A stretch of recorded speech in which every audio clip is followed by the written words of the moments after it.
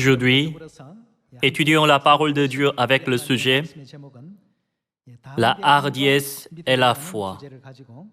La hardiesse et la conviction prennent ainsi une part importante de notre vie de foi. Aujourd'hui, étudions cela par la Bible. En ce qui concerne la foi, quel livre nous rappelons-nous? Voyons l'Épître aux Hébreux, chapitre 11, verset 1. Or, la foi est une ferme assurance de quoi? Une ferme assurance des choses qu'on espère. La foi est un facteur très important qui réalise notre espérance et notre souhait. Or, la foi est une ferme assurance des choses qu'on espère, une démonstration de celles qu'on ne voit pas. En ce qui concerne la foi, combien cela est-il agréable à Dieu? Voyons le verset 6. Or, sans la foi, qu'est-ce qui est impossible? Il est impossible de lui être agréable. Nous ne pouvons jamais être agréables à Dieu sans la foi. Quand nous prêchons avec foi, nous pouvons atteindre les résultats qui peuvent être agréables à Dieu. La hardiesse émane quand nous avons la foi. Tout le monde, quand avons-nous peur? Quand nous perdons la foi, nous parvenons à avoir peur. Mais quand nous avons la foi, notre cœur est rempli de hardiesse.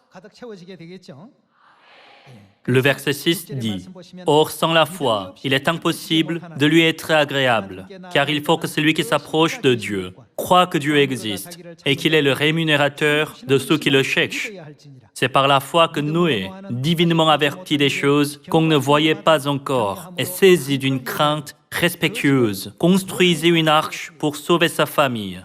Dieu a demandé à son peuple d'avoir la foi dans diverses situations. Il y avait la foi que Dieu attendait de Noé.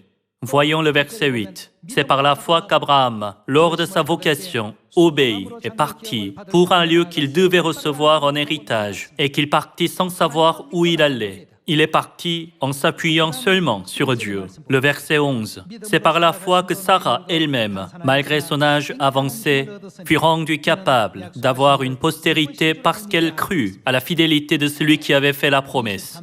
Voyons le verset 23. C'est par la foi que Moïse, à sa naissance, fut caché pendant 3 mois par ses parents parce qu'ils virent que l'enfant était beau et qu'ils ne craignirent pas l'ordre du roi.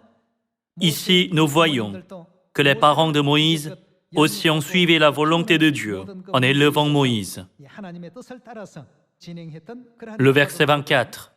C'est par la foi que Moïse, devenu grand, refusa d'être appelé fils de la fille de Pharaon.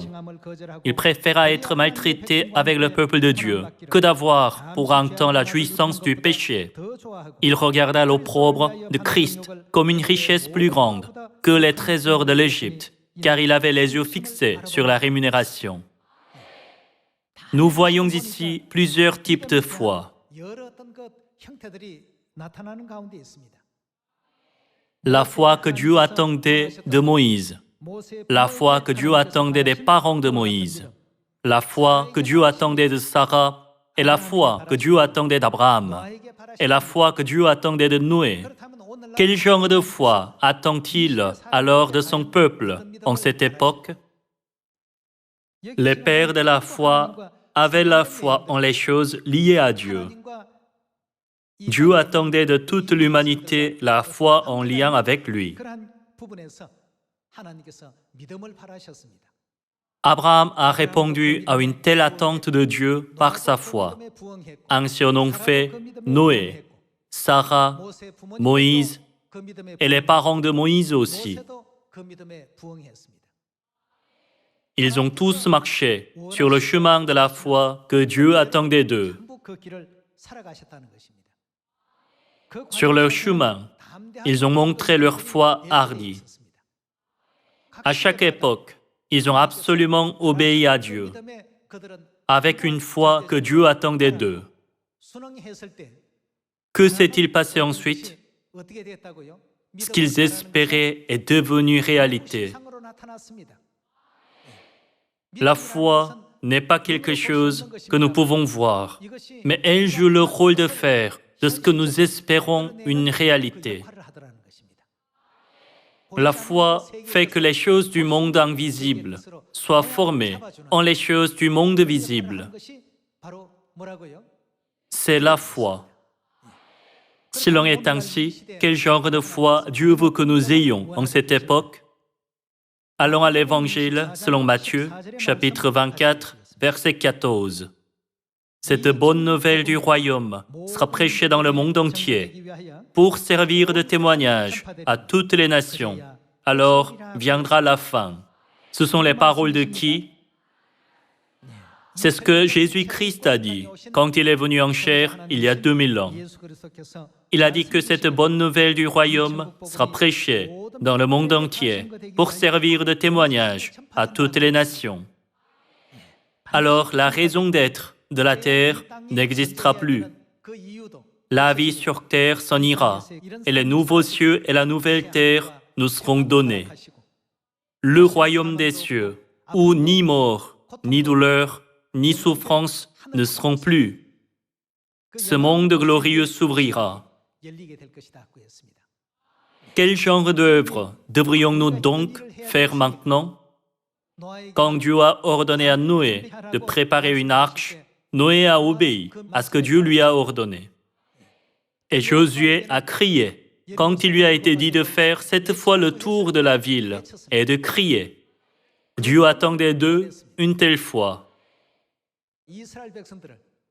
Dieu attendait de Gédéon et de ses guerriers une foi suffisante pour vaincre Madian et sauver le peuple d'Israël de l'esclavage.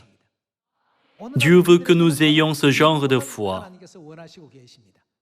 Au temps du Père ou au temps du Fils, l'Évangile ne pouvait être transmis dans la Samarie et jusqu'aux extrémités de la terre.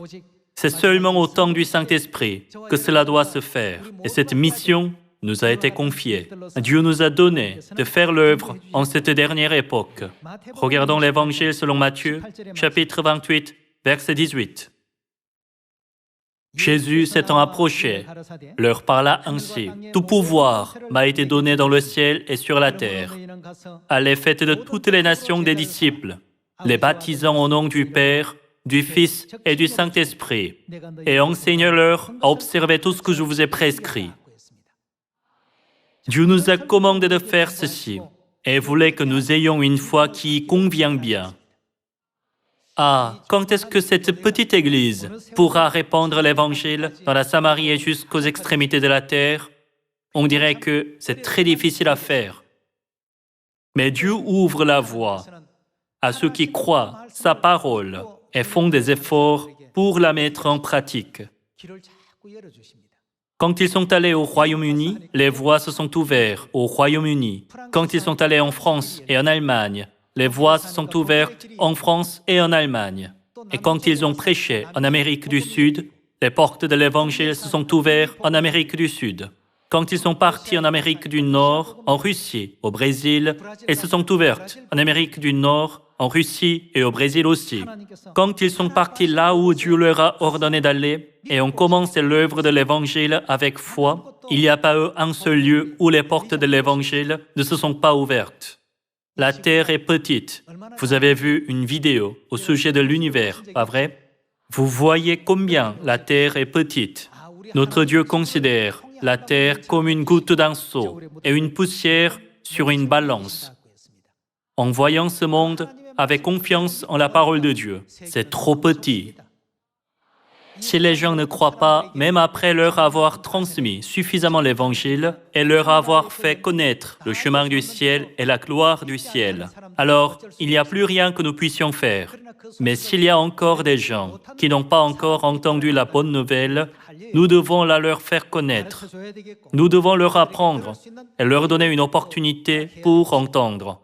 C'est pourquoi Dieu a dit « Allez, faites de toutes les nations des disciples, les baptisant au nom du Père, du Fils et du Saint-Esprit. » De toutes les nations, nous ne devons en omettre aucune.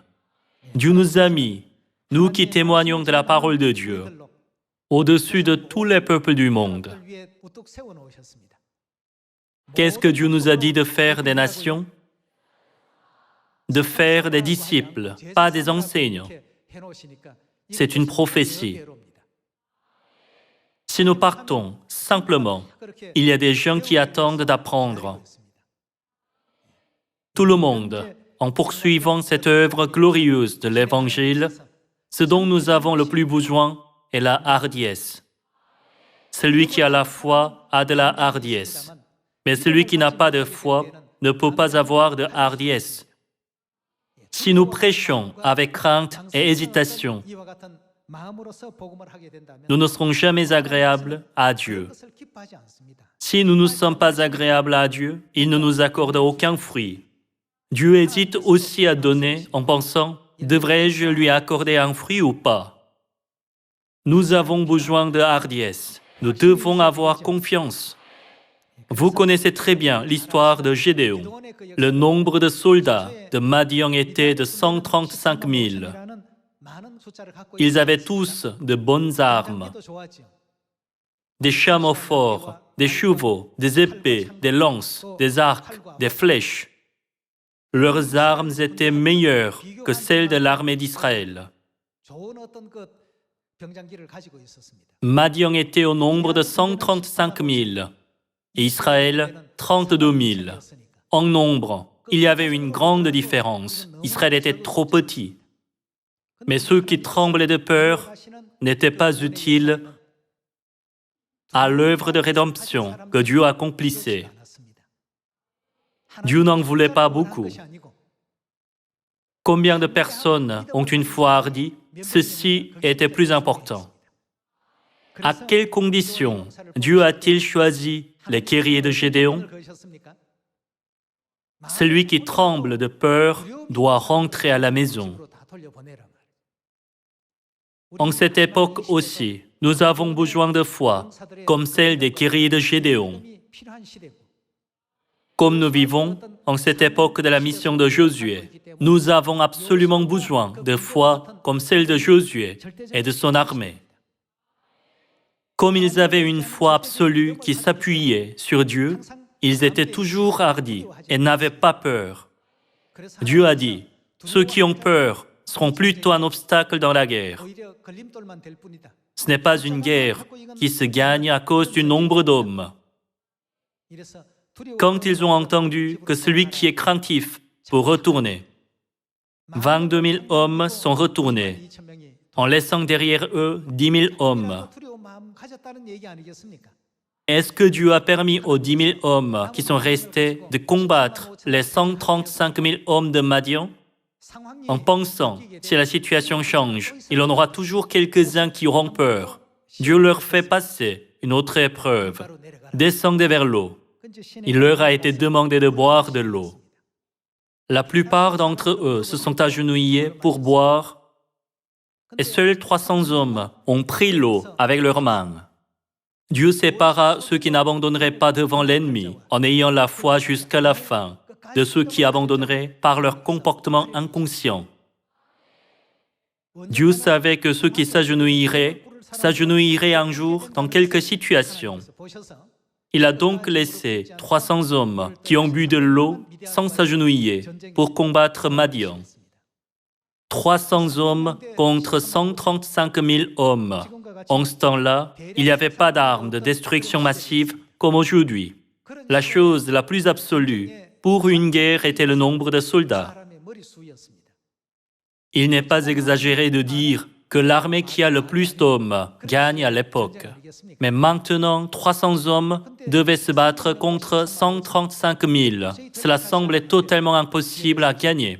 Ici, on peut voir la bravoure de Gédéon et de ses guerriers, et nous devrions en tirer une leçon que Dieu veut que nous obtenions en cette époque. Quand Gédéon est descendu vers le camp de Madian avec 300 hommes, ils ont tous caché leurs flambeaux dans des cruches. Ils brisèrent les cruches, saisirent les flambeaux et sonnèrent de la trompette et firent quoi d'autre? Ils crièrent tous « Épée pour l'Éternel et pour Gédéon ». Ils brisèrent les cruches, sonnèrent de la trompette ici et là. Le son des cruches qui se brisaient a rompu le silence. Le son des cruches qui se battaient s'entendait ici et là.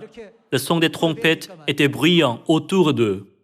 Le peuple de Madian qui dormait s'est réveillé. et à penser que leurs ennemis étaient arrivés dans leur camp. Comme il faisait sombre, ne discernant pas bien leurs ennemis, ils ont donc commencé à s'entretuer. C'est de cette manière que 120 000 hommes ont été tués. Tout le monde, toute la Bible a été écrite pour notre instruction, n'est-ce pas? Ici, nous devons en tirer une leçon. Bien que la mission de prêcher l'Évangile nous soit donnée, si nous ne sommes pas suffisamment hardis, mais hésitants, l'esprit de l'adversaire se renforce comme Madian. Mais quand Israël a brisé les cruches, tenu les flambeaux à la main et poussé des cris, leur situation a commencé à changer en faveur de Dieu. Comme ils ont poussé des cris, Dieu a fait toutes choses se renverser. Le temps passant, l'autre côté a commencé à s'affaiblir de plus en plus. Personne de ce côté n'a été blessé. Ils ont juste sonné de la trompette et poussé des cris. Épée pour l'Éternel et pour Gédéon. Que se serait-il passé si les 300 hommes étaient partis sans foi, en pensant, s'ils se réveillent, quand vous criez, ils vont contre-attaquer et nous tuer tous. S'ils avaient crié avec cette pensée, leur cri se serait terminé en vain. La situation ne serait plus selon leur pensée et ils auraient été attaqués en retour. Mais ils l'ont fait avec une foi absolue. Ils ont poussé des cris avec confiance. Comme ils ont poussé des cris avec hardiesse, l'autre côté a pensé, ils sont si braves, ils doivent être en grand nombre. Ils n'ont jamais imaginé que seuls 300 hommes sont venus. Donc, qui que ce soit qu'ils ont vu devant leurs yeux, ils les ont regardés comme des ennemis et ont commencé à s'entretuer. Tout le monde, c'est pourquoi nous avons besoin de hardiesse. Quand Dieu a choisi les guerriers de Gédéon, il n'y avait aucune autre qualification. La richesse, la bonne santé ou beaucoup d'apprentissage, de telles choses sont inutiles. Une foi plus absolue en Dieu était la qualification pour être choisi comme guerrier. La Bible dit que nous avons été appelés pour être des soldats de l'Évangile aujourd'hui, pas vrai?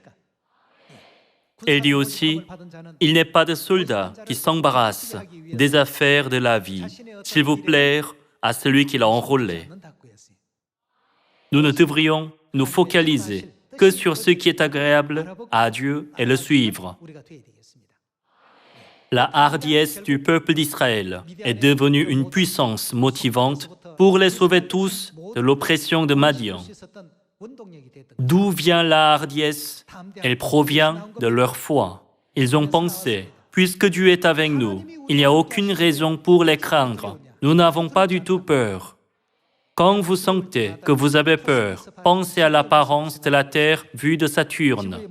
Vous souvenez-vous de ce à quoi ressemble la Terre? Elle ressemble à un point minuscule.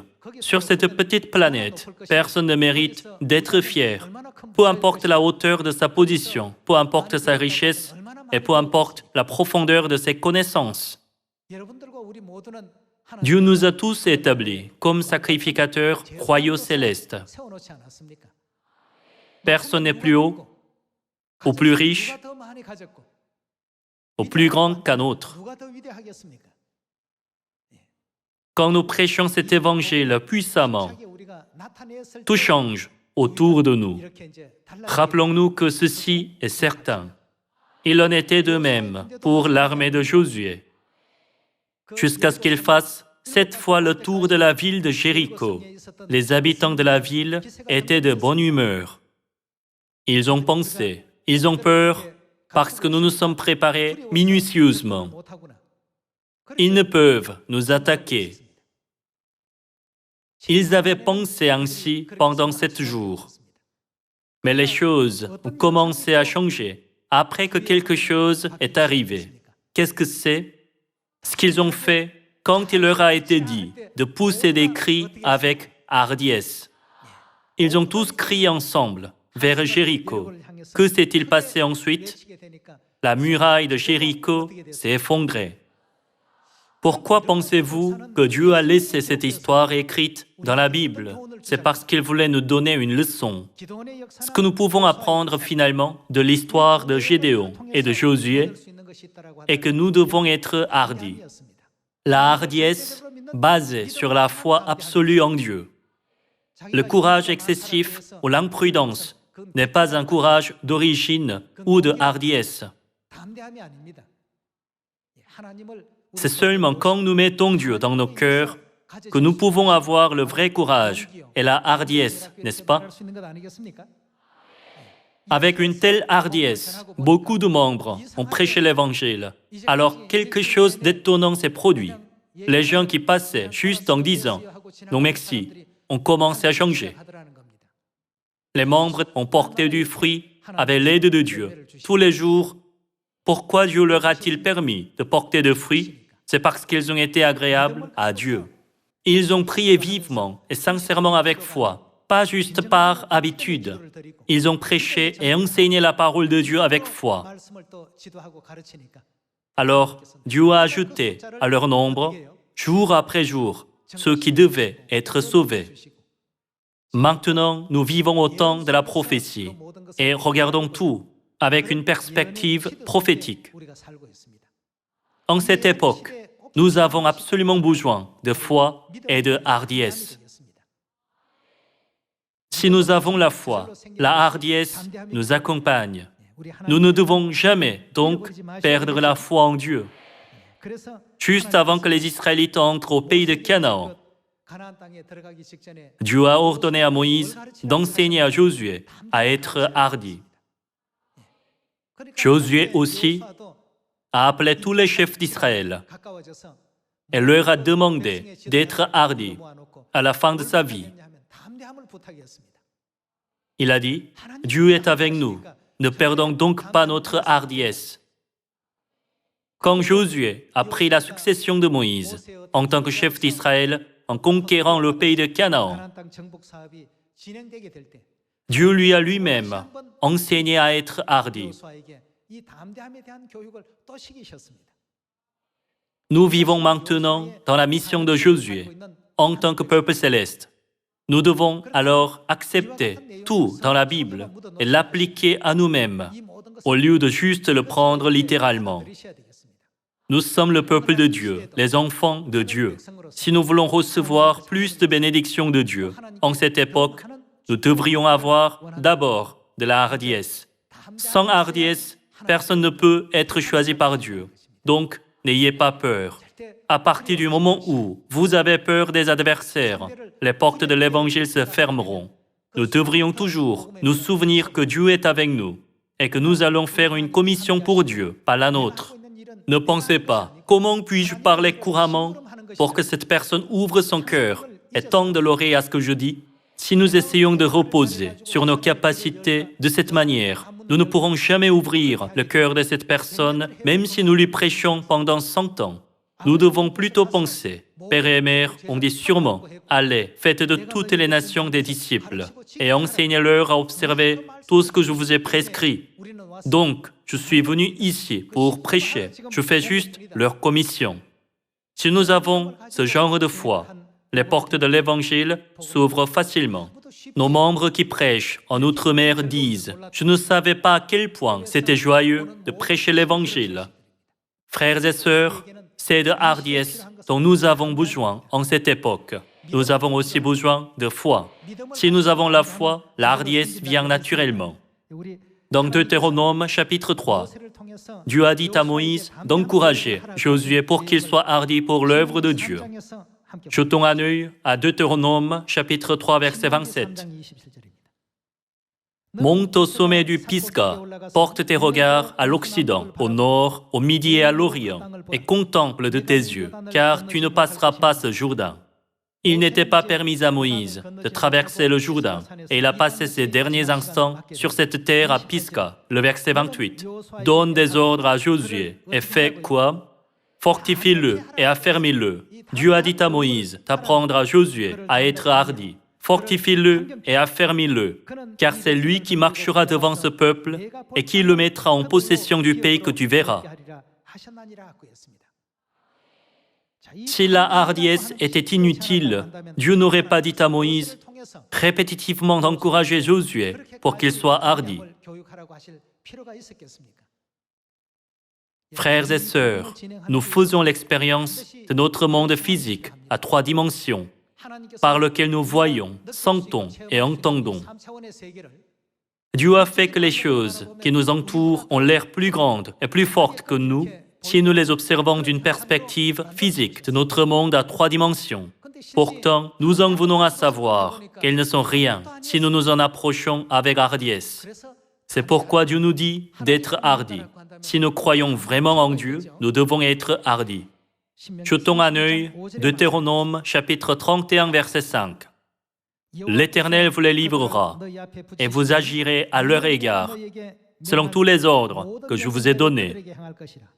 Fortifiez-vous, ayez du courage, ne craignez point et ne soyez point effrayés devant eux, car l'Éternel, ton Dieu, marchera lui-même avec toi, il ne te délaissera point, il ne t'abandonnera point. Jetons un œil à un autre verset. Josué, chapitre 1, verset 1. Après la mort de Moïse, serviteur de l'Éternel, l'Éternel dit à Josué, fils de Nun, serviteur de Moïse, Moïse, mon serviteur, est mort. Maintenant, lève-toi, passe ce Jourdain, toi et tout ce peuple, pour entrer dans le pays que je donne aux enfants d'Israël. Tout lieu que foulera la plante de votre pied, je vous le donne, comme je l'ai dit à Moïse. Vous aurez pour territoire, depuis le désert et le Liban, jusqu'au grand fleuve, le fleuve de l'Euphrate, tout le pays des Hétiens, et jusqu'à la grande mer, vers le soleil couchant. Nul ne tiendra devant toi. Tant que tu vivras, je serai avec toi, comme j'ai été avec Moïse. Je ne te délaisserai point, je ne t'abandonnerai point. Fortifie-toi. C'est la scène où Dieu donne des instructions directement à Josué. Et prends courage, car c'est toi qui mettras ce peuple en possession du pays que j'ai juré à leur père de leur donner. Fortifie-toi seulement. Et comment? Aie bon courage. Sois hardi au point de n'avoir aucune crainte. En agissant fidèlement, selon toute la loi que Moïse, mon serviteur, t'a prescrite, ne t'en détourne ni à droite, ni à gauche, afin de réussir dans tout ce que tu entreprendras. C'est seulement quand nous sommes hardis que nous pouvons réussir. Dieu a demandé à Noé d'avoir suffisamment de foi pour construire l'arche. Dieu a demandé à Abraham d'avoir suffisamment de foi pour sacrifier son fils unique Isaac sur la montagne de Morija. Aujourd'hui, Dieu veut que nous ayons suffisamment de foi pour aller aux extrémités de la terre et faire de toutes les nations des disciples. Si l'on est ainsi, devons-nous tous partir en Outre-mer? Si vos situations ne vous permettent pas de partir en Outre-mer, vous pouvez prêcher dans votre propre pays, qui fait partie de toutes les nations. Comment devrions-nous prêcher alors? Avec hardiesse, avec courage. Si nous perdons la hardiesse, nous ne pouvons pas réussir. Dieu nous a donc dit de prêcher avec hardiesse. Croyez en notre Père An Sang Hong et en notre Mère Céleste, et vous serez sauvés. Vous comprendrez ce qu'est le salut. Dieu ouvre les portes de l'Évangile, où nous prêchons avec hardiesse. Alors même quelques chefs d'organisation ou officiels qui n'étaient jamais venus à Sion viennent maintenant à notre Église. Je leur ai souvent entendu dire « Waouh, c'est étonnant, pourquoi je ne savais pas qu'une telle Église existait ?» C'est complètement différent de ce dont j'ai entendu. Les gens parlaient autour de moi. Gardons à l'esprit que notre Sion est forte parce que Dieu est avec nous. Et prêchez cet évangile avec hardiesse. Annoncez notre Mère Céleste, la Nouvelle Jérusalem, avec courage. La hardiesse mène à la réussite. Sans être hardi, nous ne pouvons rien faire avec succès. Même si cela semble bien au début, cela se termine par un échec. Certains membres semblent répéter sans cesse les mêmes choses.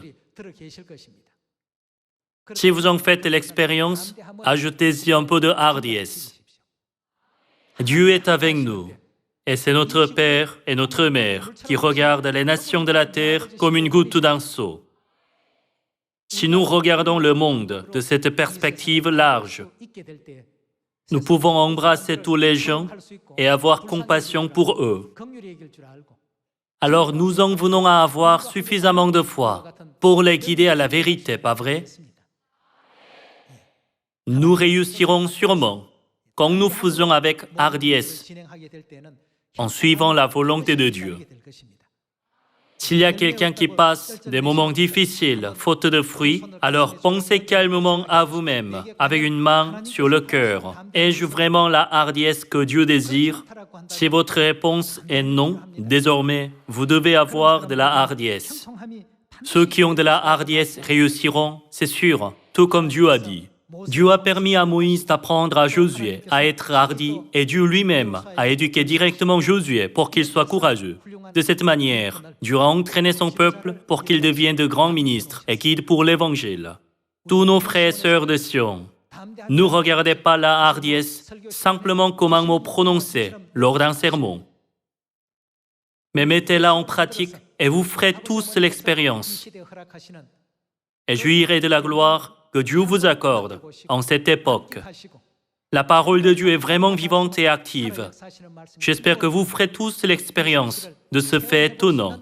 Aujourd'hui, j'ai partagé la grâce de Dieu avec vous par ce sermon intitulé « La hardiesse et la foi ». Je conclus ainsi le sermon d'aujourd'hui. Merci beaucoup.